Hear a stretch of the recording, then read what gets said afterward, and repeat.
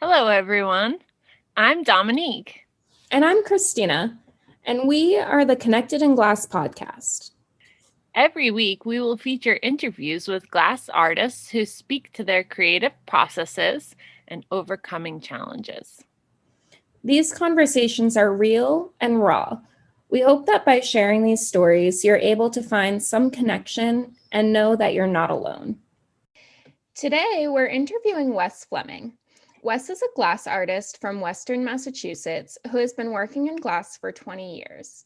He specializes in hot sculpted solid glass on the torch.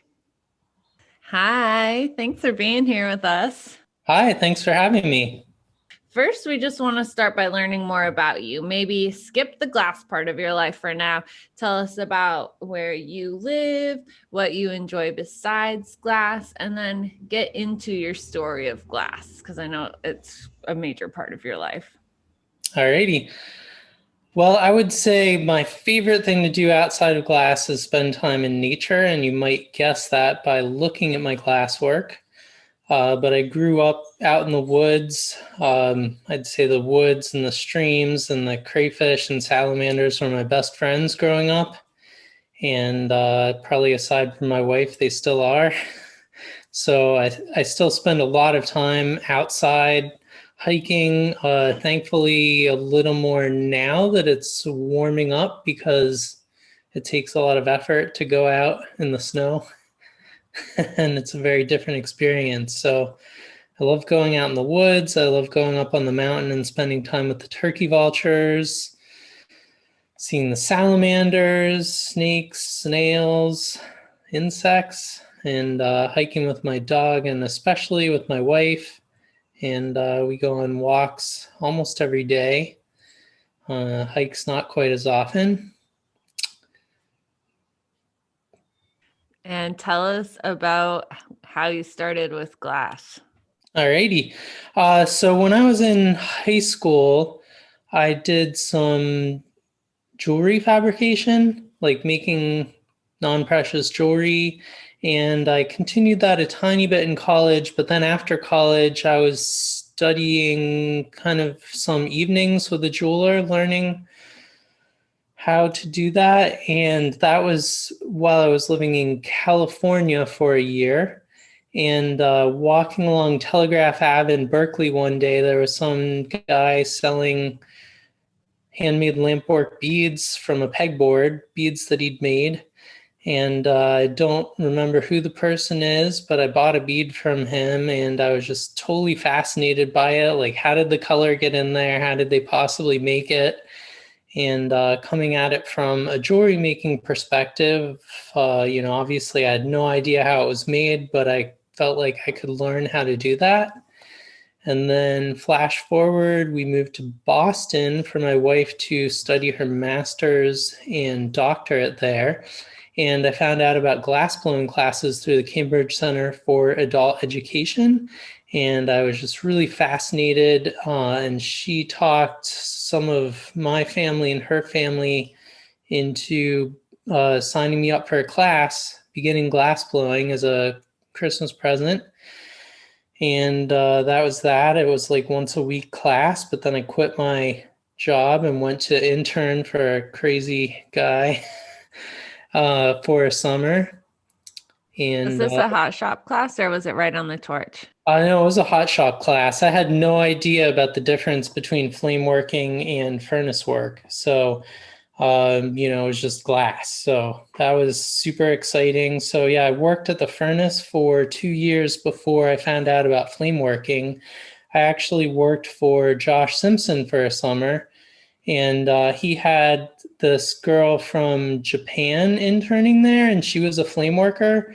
So Josh had Sally Prash come up and set up a torch for this girl to work on, and I saw this, workstation get set up in like 5 minutes. And at the time, I was pretty frustrated about not getting to make almost any of my own work. Like I'd accumulate some hours to work, but then nobody would be available to assist me or whatever. So I saw Sally set that torch up in like, I don't know, probably 5 minutes is an exaggeration, but really fast. And then I saw this girl making beads all by, they were a lot smaller than what I made at the torch, but she was making glass all by herself. So I was like, forget this. And I started taking a class, just beginning bead making through the Cambridge Center for not Cambridge, sorry, the Worcester Center for Crafts. That was with Max Trank and Brett Christensen. And that was also just like a once a week, I think 6-week class. But then after working for him that summer, we moved back to Boston so my wife could continue her studies. But I did some exchange work with a lot of my hot shop and cold working skills for flame working time, and onward and upward from there, I guess. Wow. So what was your career path choice before you just fell into glass and then wholeheartedly pursued it? I was doing web development, and I kind of fell into a warm pile of poo with that, so to speak, because I'm not the best at reading, and I really struggled in school. And I somehow found, I'd always kind of been interested in computers since I was little. Like I took a programming class when I was in like first grade, a class at the community college in my area. So I was like really into it. And that was like when a hard drive was like a 3-foot wide thing, and it was all like, DOS and BASIC and whatever. So I figured out that if I did computers, I could just go to the classes and do the labs and, not have to do the reading and kind of scrape through it. And that was, I don't know if you can imagine this, but that was before the internet boom. People were just starting to use email. There were like no web stores. Google didn't exist yet. And I graduated and we moved to San Francisco because I wanted to see California. I had no idea about the tech world out there. And I actually looked for a job for like a month when we got out there. Like, what am I going to do? Before a friend of mine that knew I did computer stuff was like, you idiot, just go to this place. And I literally had a job the next day. So I did that, part-time to full-time for a while. But while I used to love computers, I really hate sitting in front of a screen. And so I really am happy to have not been doing that for some time. And I have like a really hard time sitting in front of a computer now to like even do emails, or it's like my website has been suffering greatly. I haven't updated it, and like other than listing classes or whatever, I haven't updated it in years. So. Well, I was just wondering if like your past career choice kind of folded into your new one, because obviously you got to be able to advertise yourself too. Yeah, I mean, it's been great for that and great for my wife is a classical musician, and it's been really helpful. It's like I can also do print materials, no problem. So made a lot of posters for her, business cards for us. And then of course the website stuff, for a long time. So no problem. I think the apps on phones were a little different story. So it kind of took me a bit to get used to that and using Instagram. But now I enjoy it as long as I don't spend too much time on it. You must have such a creative house with you doing glass and her music. It is. It's a little intense sometimes, but, really enjoyable. And thankfully, we don't work in the same medium. And also we have very different strengths. So we really are good at supporting each other, supporting each other's weaknesses with our strengths. So I think we both help each other in our businesses and career development, etc. That's cool. So can you tell us, you don't even make beads at all anymore now, right? Can you tell us how you got to what you're making now? Because you found such a specialty. Sure. Well, I didn't particularly want to make beads. I just started doing that at flame working because it seemed kind of like an easy transition from working at the furnace. So I started with bead making just to kind of get the feel for it. I always wanted to do sculptural things. And like before I got into glass, I was doing the jewelry fabrication, which is, definitely more 3D than beads are, and, somewhat sculptural. And I always like sculpting with Fimo or carving soap when I was little or whatever kind of weird stuff. So I always wanted to get into the sculptural direction of things. So I kind of transitioned to borosilicate after the bead making, but I never felt comfortable with borosilicate because I was used to glass from the furnace. So I know, Dominique, you're just starting with some boro right now from some of your posts, and it's like I love what people do with borosilicate. I was just listening last night to your interview with Janice Miltenberger. She's one of my favorite glass artists. People are amazing with boro, but I hate boro in and of itself. Like every once in a while I get tired of things cracking and exploding on me after I put, who knows how much time into it. And I'm like, and I pull out my little stash of boro and I'm like, I'm going to do this, and then it takes like 2 hours to do something that would take like 5 or 10 minutes with soft glass. And I get all the devitrification and cold seals. And, if I spent more time doing it, I would get more comfortable in it. And, it's like I have friends who use both, depending on what they're making, and are very comfortable with it, but that's not me. So yeah, I wanted to switch back to soft glass. And fortunately, I found out about a workshop with both Lucio Babacco and Vittorio Costantini through a friend of mine who had been taking people over to Italy.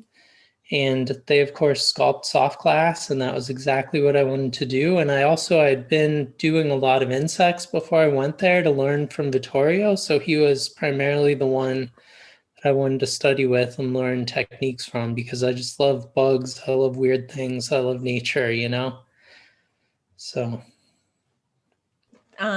So when you're making all these bugs and everything, do you know what you're going to do at any particular moment? Or like you wake up in the morning, do you have a whole schedule of all the different things that you want to do? Or how do you make a decision on what you're going to work on?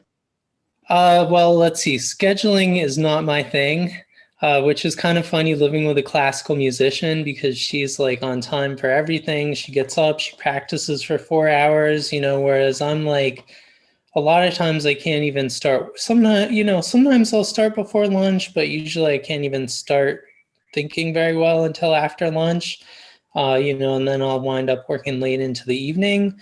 And some days I just can't make glass, I'm like feeling pretty groggy, or, whatever's going on. And of course, with the business, there's packaging and photography and customer interaction. So yeah, scheduling is not my thing. But these days I'm doing a lot of commissions for people. So I kind of have a list that I work through, which is kind of helpful for bigger picture scheduling.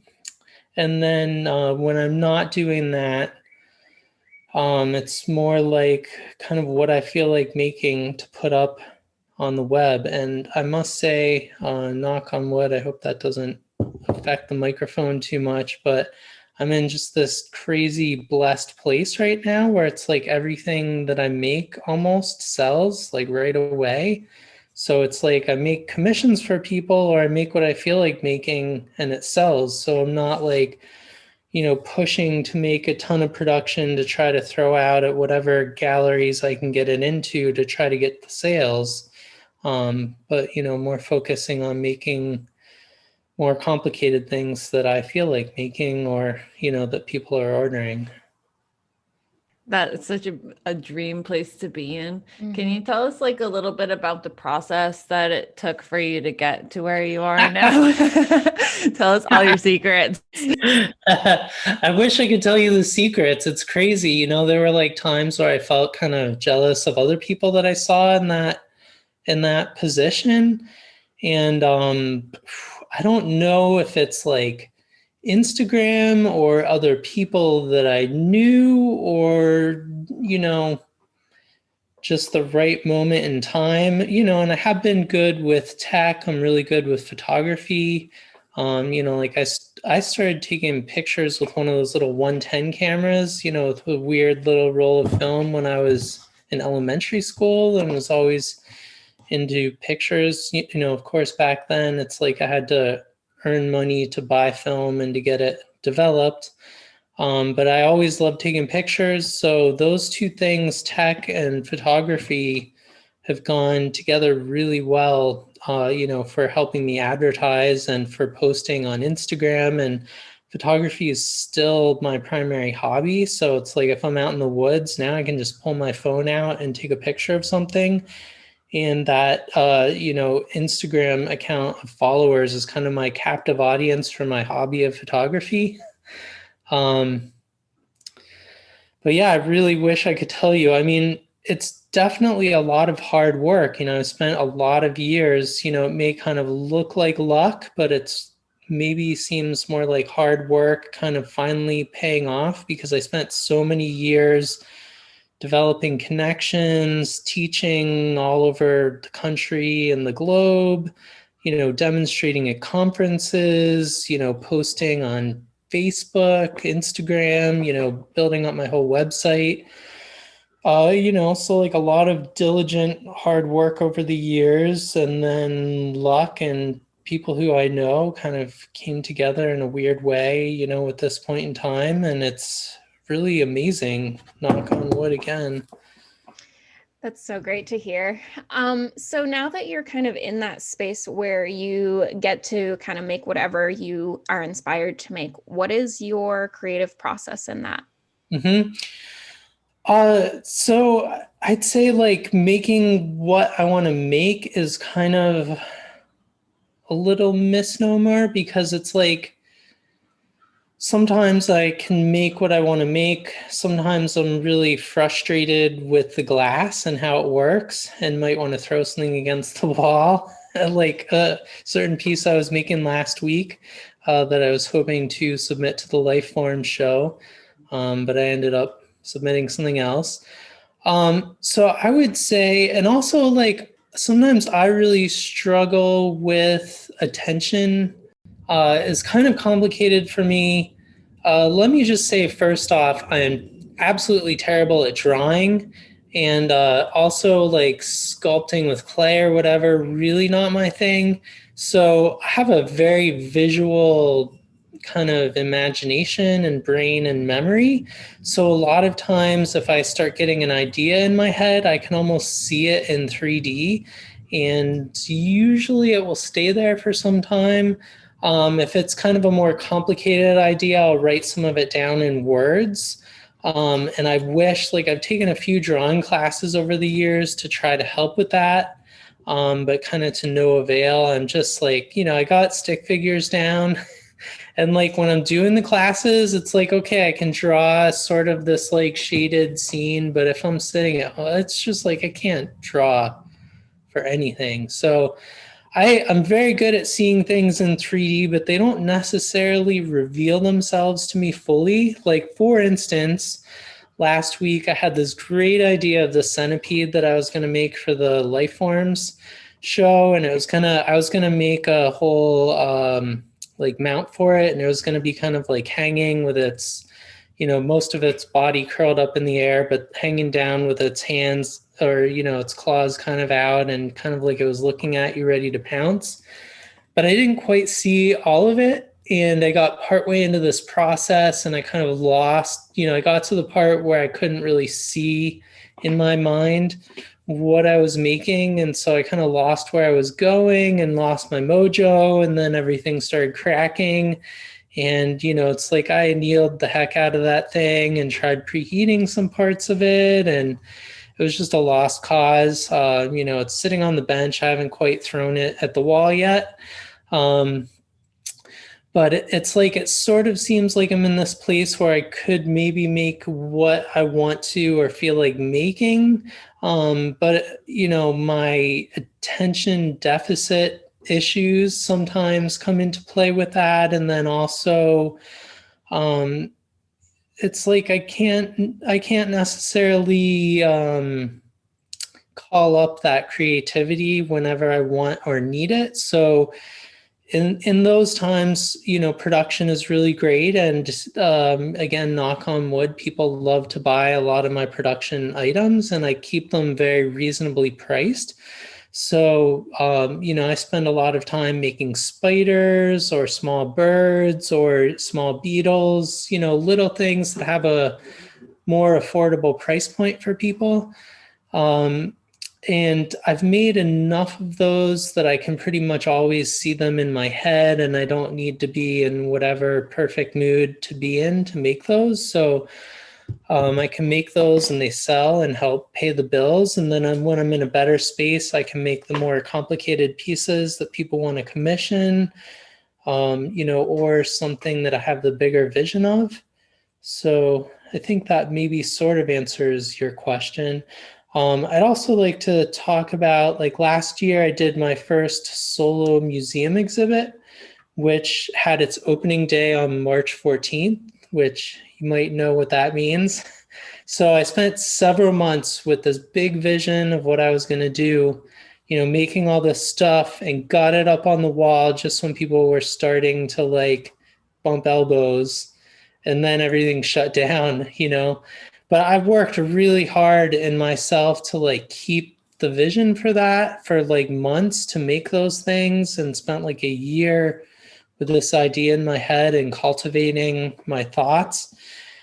And I would say, that was an example of one time I was really successful at kind of keeping that vision and keeping at it. And, there were some times where I was banging my head against the wall, or other times I needed to go back to production and, just make a lot of other things.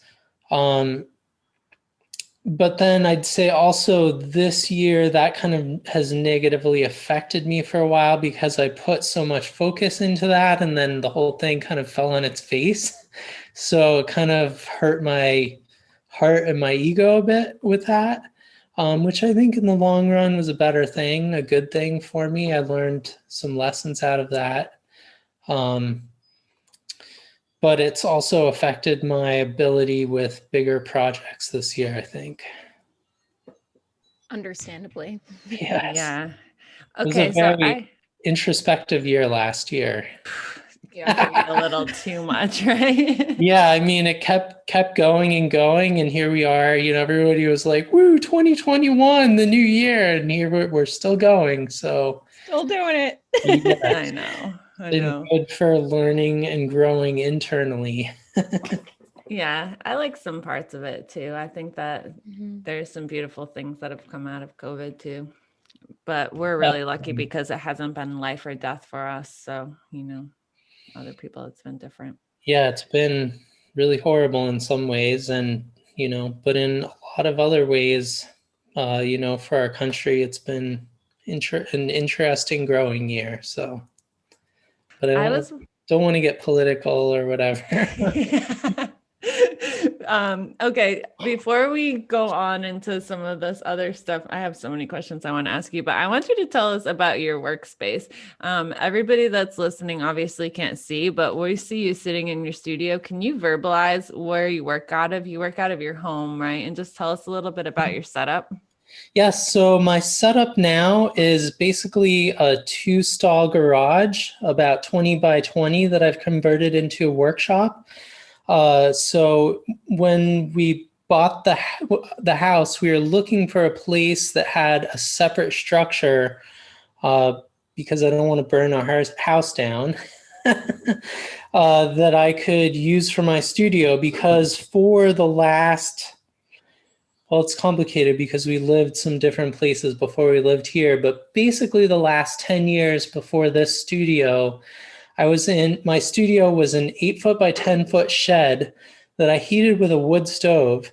So anytime it was 50 degrees or below, I could spend an hour or two stoking the stove just to get it warmed up, which really sucked. It's like, it was good for me. I put a lot of, I learned and grew in there. But there was so little space, and I was like, my back was like a few feet from the stove, and it could literally jump from like 55 degrees in there to 95 degrees in like 10 or 15 minutes. And also sometimes I would backdraft the stove, and it was just horrible, you know. So I was looking into building a studio there, and we were like, you know, I loved where where we lived. I'm a country boy. We were like way out in the woods. Um, but it was so much extra driving for my wife, and she was like, I don't want you to build a studio here because then we're never going to leave. And you know, now where we live, you know, if she had been living her normal lifestyle pre-COVID, she'd be driving 5 or 6 hours less per week here than at our house. So I mean, that's obviously good for me in more ways than one. So we were looking for a place where I could have a more workable studio than what I had there, because it was just a lot of work to be able to work in there. So we got this place with this 20 by 20 garage. I gutted it. You know, I did almost all the work myself. Had some help from a friend with some drywall mudding, and my wife helped with the painting and getting some of the big panels into place. But it's like I gutted, you know, re-insulated, you know, hired an electrician for the electric upgrade and service separation, and I got a nice heater, mini split. So now it's warm. I can just come out and work, you know, instead of just this insanity of an hour or two of heating up a studio. Like imagine, like you have to get your glory hole going before you can work, but imagine it was like stone cold in there, you know, and getting things heated up. So it's like I get so much more work done. I have a decent space to work in now. I have good lighting. I have like so much more light in here. My old studio, the power for my old studio came through a 100-foot extension cord. So I didn't have enough power to run my kiln at the same time as I had my light and my ventilation on. And my light could only be like this one, you know, fluorescent bulb. So I couldn't see that well, you know. So I really wanted to like just leapfrog past all of that. So I put in like really good lighting. You know, at first it almost seemed like too much light, but now I'm very happy with it. And now I can do all my packaging, my photography in here. I'm just so happy in here, you know, knock on wood again. And because I did almost all the work myself, it was a lot more affordable. Do you want to tell us a little bit about your torch that you're running and what you run it off of? Okay, so I use an oxypropane torch, which I run off of tanked oxygen and tanked propane. I have used it occasionally on a concentrator. I have one from a time where I lived in a rental studio where I could not have tanked oxygen, but it runs very differently on the concentrator than it does with the tanked oxygen. So I'm very happy, especially with my current setup with the tanked oxygen. The truck can just back up to the door and I can roll it in. My last studio, occasionally in the winter, I would have to sled the tanks in and out from the road, which really sucked. And like when I moved out of that little shed, I had to sled my kilns out, and I literally hurt my back, you know, moving. So yes, tanked oxygen. Yeah. Christina wants to set up her own little studio, so I always have to ask that question in lieu of Christina's information. Yes. Well, you can get smaller tanks, you know, or you can get 2 concentrators or whatever. But tanked oxygen, the purity level is so much higher than a concentrator, and just the regularity of the flame is so much nicer as opposed to a pulsing with a concentrator. Highly recommend it. You run a pretty big torch for working soft glass, huh? Yes. So the torch that I have was a gift from my wife and her family and my family. Not, you know, not too long after I got into flame working, but I was doing boro and I was feeling really limited by working on a miner. So she got them all together to get me that torch. That said, this torch is actually perfect for what I do. I rarely use the outer ring of propane, but I very often am using at least 3 of the 4 rings of oxygen to really dial the flame in. So with that outer ring, without the propane going, you can basically make a sheath of oxygen around the flame that helps kind of cool the shoulder of the flame. And also you can get a much more pinpoint flame with the inner part of the torch than you could with just, say, a lynx, which is theoretically the part that I'm working with. So that was so interesting. That's so cool. yes. And I probably, if I had only been working glass the way I work now and maybe started with a lynx, I might never have figured that out. But it is very handy to work with that way because I can get such a pinpoint flame on there, like a 2 millimeter little flame. And the flame, I can never remember the proper temperatures, but I believe it's like 4,000 or 5,000 degrees is what the flame working torch runs at. And I can literally hold my fingers a 1/4 inch on either side of the flame, like an inch or 2 out from the face of the torch. So that makes me very able to get in there and do super tiny details right in the sweet spot of the flame.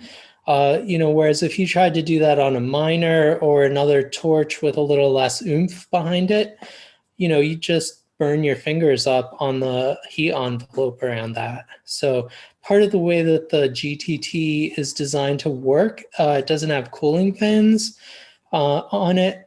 So it is cooled by the oxygen moving at a higher pressure through the barrel of the torch. So that is necessarily making it have a faster, higher velocity flame. So a little better for doing the tiny detail work on.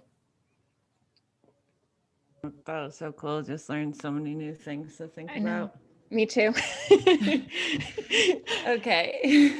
More questions. This is one of our favorite ones. But so you have multiple different facets of what you do. First of all, you said that you made your money teaching quite often, especially before you were able to make and sell things regularly. And you do your production stuff, and then you do your custom stuff and your creative stuff. What are the different mindsets that it takes to get into those different zones? Can you tell us about that?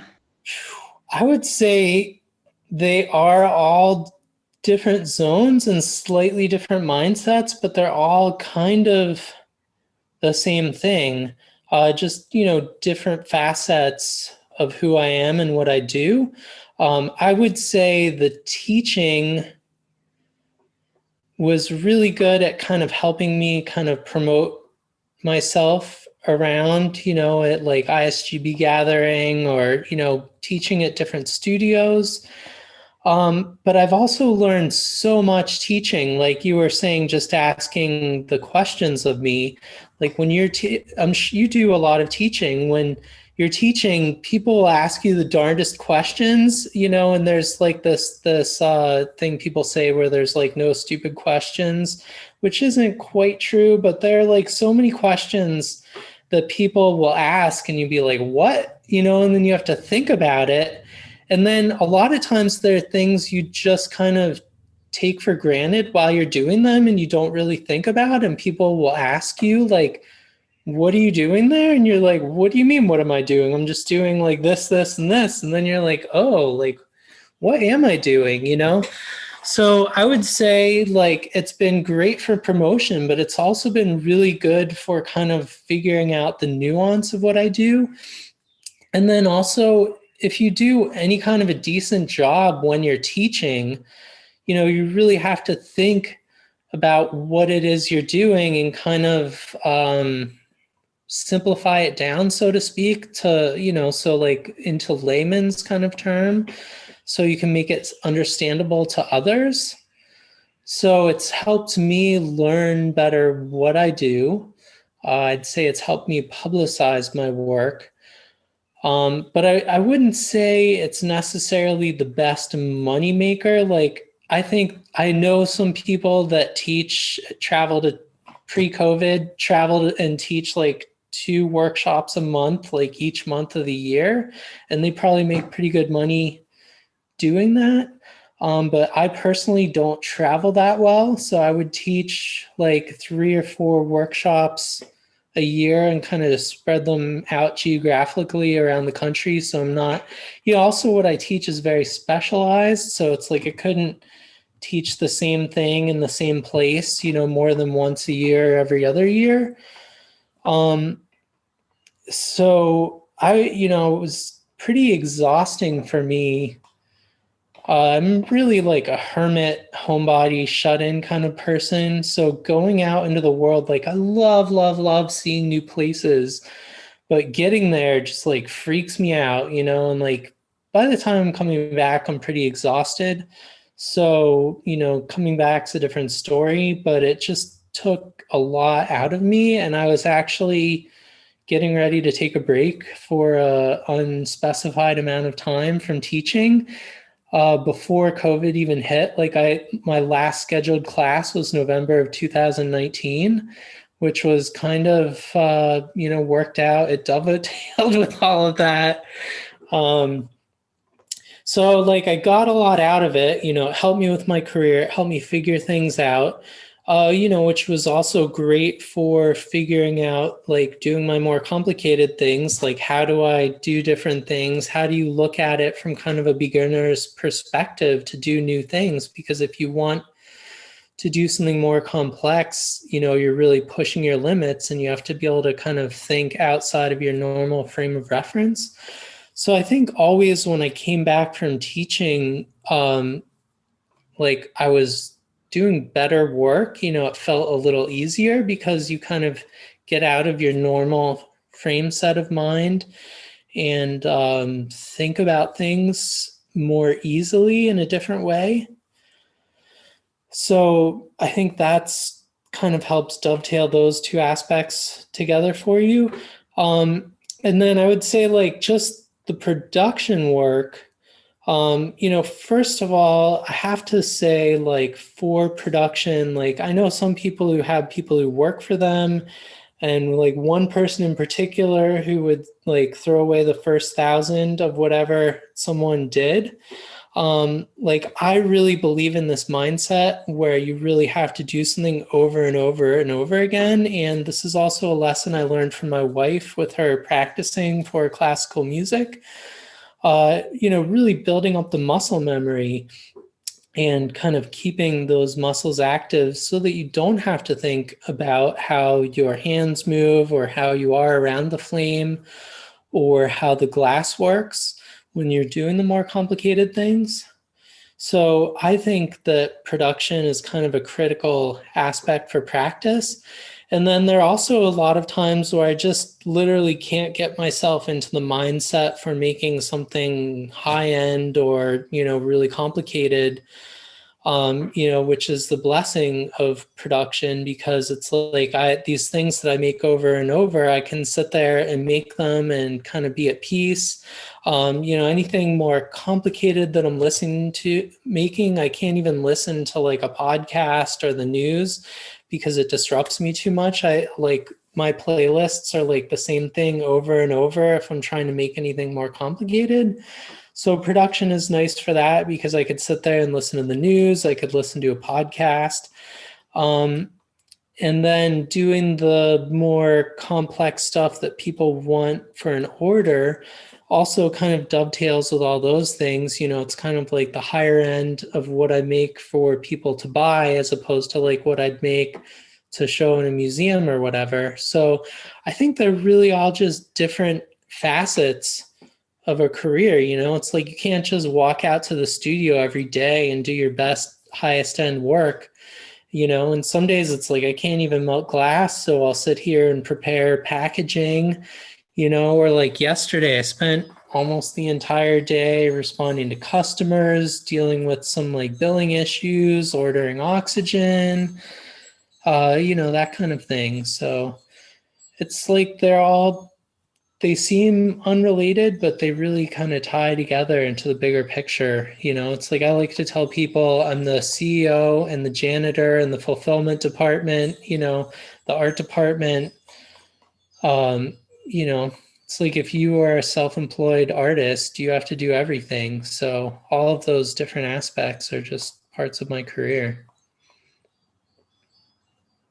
It's so nice to hear that. I mean, as artists, we all know that, but I think people looking from the outside world, they're just like, oh, they just melt glass all day long. Yeah, Just make it in itself. definitely, or they look and they see like the best pieces that you've made, or see that things that I make sell out and they're like, oh, you just spend all your time making exactly what you want to make and like doing the coolest stuff. But it's like, yeah, it's like I still package things. I still, gnaw my hand off, like waiting for a pack. Like I just shipped a mantis to Texas and it made it there safely. And I was very relieved after I heard from the person that got there safely, because earlier last week I hand delivered a mantis and broke it when I was showing it to the person. So I want to give a shout out to Fiamma Glass in Waltham, David and Katrina, who let me come in during COVID times to repair a piece. Oh my gosh. On their side of the state. So that must have been devastating. I felt like such an idiot. It's like, here I am hand delivering this piece so I don't have to ship it, a couple states over so that it can get there safely. And I'm showing it to the person and putting it back in the packaging. And we both heard the tank. And I'm like, oh, what am I going to do? Like, we just drove to meet each other to hand deliver this. Oh, luckily I have friends.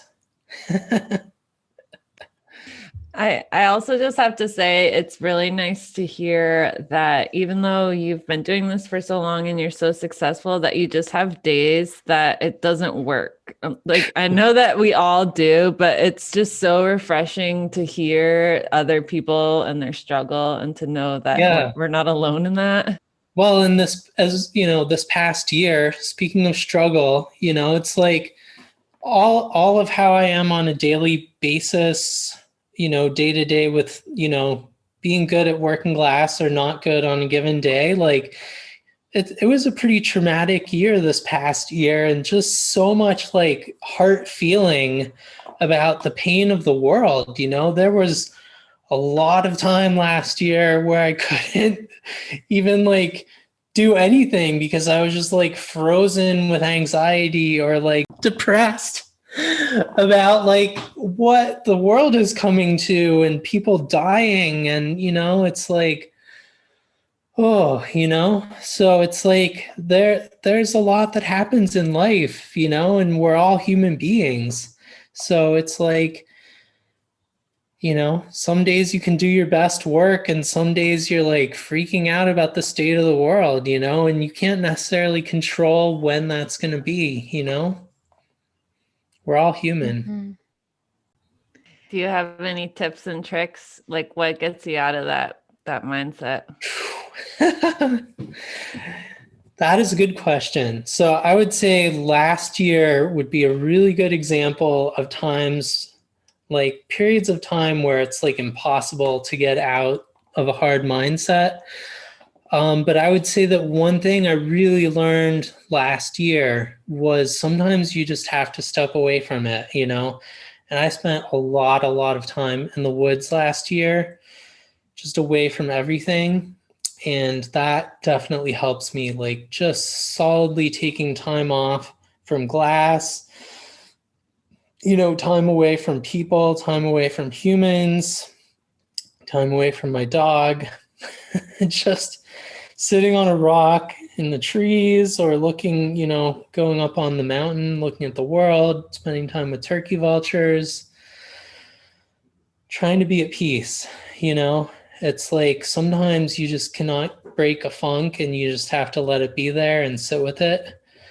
I would say meditation, just listening to music, talking to friends, talking through things and just letting out some of those emotions. And sometimes it just doesn't work, but sometimes it does. A couple days ago, I went up on the mountain and took time. And then I had a great day in the studio yesterday, in addition to doing a lot of other things. So, yeah. And sometimes you just have to do those other, like I made a nice bird yesterday evening. I think I just told you a few minutes ago, I spent most of the day doing correspondence and stuff. So I think that's also a good trick for me, is like when I can't get in the mindset, I put together packaging, clean the studio. I was listening to your podcast with Janice Miltenberger. She cleans her studio. That's definitely helpful for me. Or like, I love fixing things. I'm very handy. I fix a lot of things around our house. So it's like, spent a lot of time fixing the snowblower this winter, which unfortunately wasn't working too well. But just taking time away from glass, I find, has been good for getting back into my groove with glass when I get in a funk with it, I guess. Thanks for sharing so much. Yeah, I'm happy to share if it helps anyone. We all struggle. Amen. Yeah. Are there any last thoughts that you'd like to leave with us and the listeners? I would love to thank all of my supporters, my family, my wife especially, but also my family, my friends who have supported me to become who I am. And then, of course, all of the people who love my glass and buy it because they allow me to pay my bills doing what I love. And it's such a magical thing when you list things and they sell. And, I can't imagine ever not being grateful for that. So I'm super grateful to all of those people. And I would also like to tell people more to just get out into nature more. I find such peace through nature. And I also love, like, for instance, when people get inspired by my work and become a little less fearful of insects because of that, because they're such an important part of our world. And, kind of on the flip side of buying my stuff, like this has been such an introspective time during COVID and the shutdown where it hasn't been easy to get some things, but I've been reading about like how much stuff people buy in return and just like wasted resources and packaging and just the world around us, like the finite resources. So if you get out into nature and you enjoy those things, maybe you could spend some time appreciating the world around you and make more space for things to be there so that we humans can keep going, and have what we need to keep living. So, respect your fellow people and your fellow citizens of this earth, the animals and trees around you. So good. What a good note to end on. Good ending. Thanks so much for all your time and all your thought. We really appreciate you. Thanks for spreading the good word.